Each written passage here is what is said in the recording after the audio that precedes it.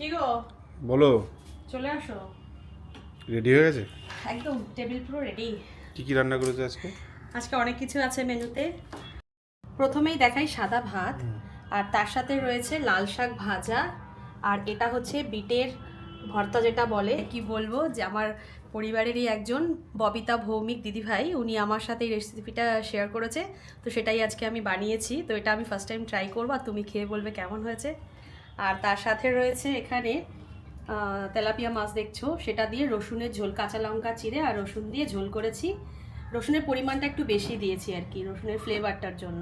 কারা কারা এইভাবে খাও একটু জানিও। একদমই তাই, এটা আমার কিন্তু খুব পছন্দের খুব জিনিস টেস্টি এটা। হয় এটা। হ্যাঁ, এটা আমরা খাই, এটা খুবই টেস্টি হয়। কারো রেসিপি লাগলে অবশ্যই বলবে, আমি জানিয়ে দেবো।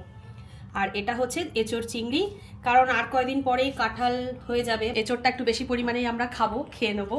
আর তার সাথে রয়েছে পাকা কুলের চাটনি। বাহ, তো এই হচ্ছে আমাদের লাঞ্চের। জমে ক্ষীর হ্যাঁ, আজকে। একদমই তাই, এই হচ্ছে আমাদের লাঞ্চের রেসিপি।